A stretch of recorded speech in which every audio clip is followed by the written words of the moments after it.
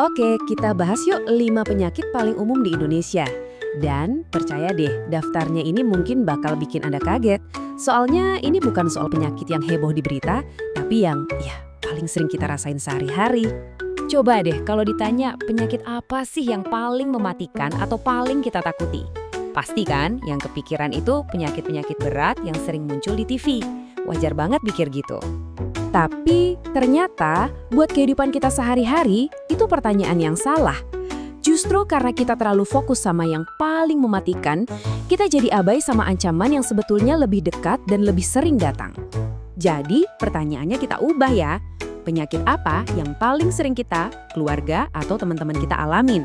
Nah, jawaban buat pertanyaan ini jauh lebih penting loh. Soalnya ini nyangkut kualitas hidup kita tiap hari. Yuk kita mulai hitung mundur dari nomor 5. Oke, di posisi kelima ada sesuatu yang mungkin selama ini nggak pernah kita anggap sebagai penyakit. Yap, penyakit sendi dan otot. Ini tuh kayak nyeri punggung yang ganggu banget pas kerja, sakit lutut, atau pegal-pegal kronis yang rasanya kok nggak hilang-hilang ya? Nah ini nih masalahnya. Kita sering banget kan nyepelein ini. Bilangnya, cuma pegal, wajarlah kecapean. Kita anggap ini cuma bagian dari capek kerja biasa. Bukan sinyal dari badan kalau ada yang nggak beres. Padahal, ini tuh masalah serius loh. Rasa sakit ini seringnya muncul gara-gara postur kerja kita yang salah atau karena kita kurang gerak. Coba bayangin, pas nyeri itu datang terus-terusan sampai ganggu produktivitas. Bikin kita susah fokus karena punggung sakit, itu udah bukan pegal biasa lagi. Ini masalah kesehatan beneran, yang sering kita abaikan cuma karena nggak kelihatan darurat. Lanjut ya ke peringkat 4. Nah, kalau yang ini pasti udah akrab banget di telinga kita semua. Penyakit lambung atau mah, rasa perih di ulu hati, mual, kembung. Banyak banget loh orang yang hidup bertahun-tahun dengan kondisi ini. Sampai-sampai dianggap udah jadi bagian dari diri mereka. Dan yang menarik tuh salah pahamnya. Kita seringnya nyalahin telat makan sebagai satu-satunya biang kerok. Padahal faktanya jauh lebih rumit dari itu. Akar masalahnya tuh seringkali stres yang gak kita kelola, itu bisa bikin asam lambung naik gila-gilaan, terus pola tidur yang acak-acakan, dan gaya hidup kita secara umum. Jadi ini bukan cuma soal perut, tapi cerminan kondisi badan kita secara keseluruhan. Oke, sekarang kita masuk 3 besar nih. Penyakit yang satu ini angkanya terus naik dan makin bikin khawatir deh. Diabetes mellitus. Mungkin Anda mikir, udah tahulah soal ini. Tapi yakin pemahaman kita udah benar? Nah, ini dia mitos yang paling bahaya. Anggapan kalau diabetes itu cuma penyakit orang tua atau penyakitnya orang yang kelebihan berat badan dan kebanyakan makan gula. Wah, itu pemahaman yang udah ketinggalan zaman banget. Realitanya gimana? Justru makin banyak penderita diabetes itu ada di usia produktif. Gejalanya pun sering banget samar, kayak gampang haus, cepet capek, yang seringnya kita anggap capek kerja biasa nih. Padahal, di balik gejala samar itu ada komplikasi berbahaya yang diam-diam nyerang dan ngerusak saraf, ginjal, mata, sampai jantung kita. Kita udah deket banget sama puncaknya. Di posisi kedua, ada penyakit dengan julukan yang serem banget. Dan julukan itu ada alasannya. Hipertensi atau tekanan darah tinggi. Penderitanya di Indonesia itu banyak banget. Dan yang lebih ngeri, banyak dari mereka nggak sadar kalau mereka punya.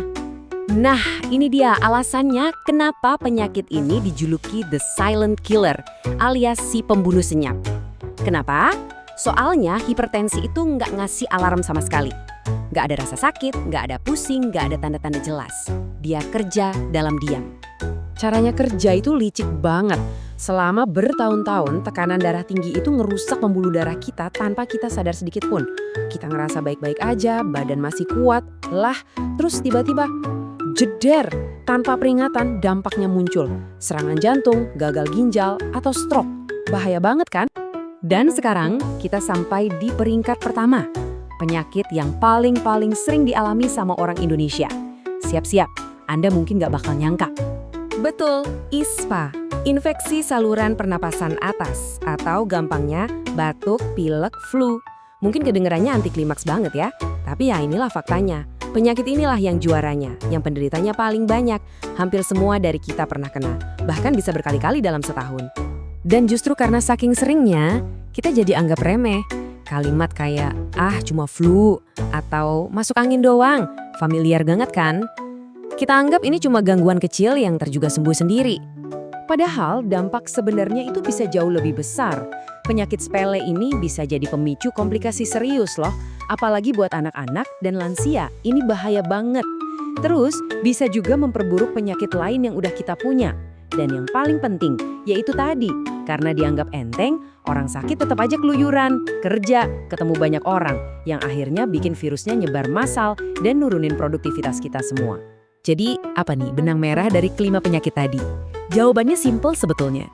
Frekuensi itu lebih ngeri dampaknya daripada dramatisasi. Ini semua bukan penyakit yang paling dramatis atau paling heboh, tapi karena kejadiannya sering banget, dampak gabungannya ke kesehatan dan produktivitas kita semua itu jadi luar biasa besar. Nah, ini ngebawa kita ke satu pertanyaan terakhir yang penting banget buat kita renungin. Jadi, apa dong yang sebenarnya lebih berbahaya? Apakah satu penyakit besar yang kelihatan menakutkan, yang begitu kita tahu langsung kita tangani serius? Atau justru tumpukan kebiasaan-kebiasaan kecil dan penyakit-penyakit ringan yang terus kita cuekin, yang kita anggap biasa aja, sampai akhirnya dampaknya numpuk dan merusak kesehatan kita diam-diam dari dalam? Jawabannya ada di cara kita mandang kesehatan kita sendiri setiap hari.